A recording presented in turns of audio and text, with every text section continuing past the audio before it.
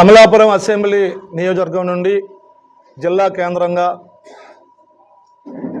ఈ ప్రభుత్వం ఏదైతే ప్రెస్టేజీగా తీసుకుని మద్యం పాలసీని అమలు చేస్తుందో దాంట్లో భాగంగా జిల్లా కేంద్రమైనటువంటి అమలాపురంలో కూడా ప్రభుత్వం పరంగా బెల్ట్ షాపుల రద్దు విషయంలో కానీ అధిక ధరలు అమ్మటంలో కానీ అలాగే షాపులు పెట్టే విషయంలో నిబంధనల విషయంలో కానీ అన్ని విషయాల్లో ప్రభుత్వం చెప్పిన విధంగా తూచా తప్పకుండా అమలాపురం అసెంబ్లీ నియోజకవర్గంలో అమలు చేయడానికి నా వంతు కృషి నేను చేస్తానని తెలియజేస్తున్నాను.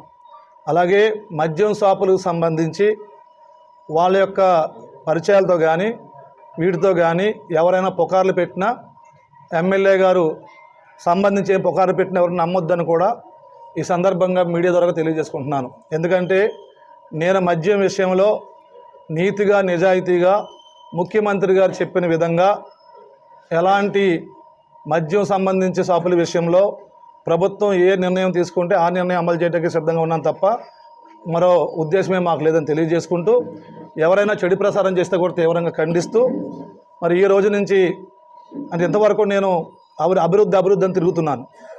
మద్యం సంగతి విషయంలో ఏం జరుగుతుందన్నది అధికారులను అడుగుతున్నాను.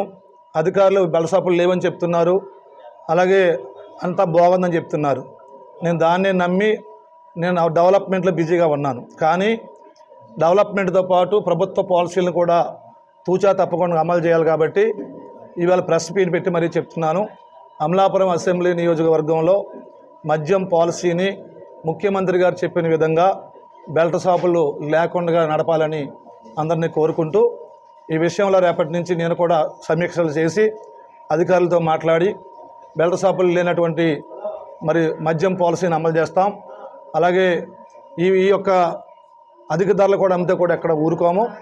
ఈ విషయాన్ని అందరికీ తెలియజేస్తూ భవిష్యత్తులో ఎవరు ఇంకెలాంటి అపోహలు పడకూడదని తెలియజేసుకుంటూ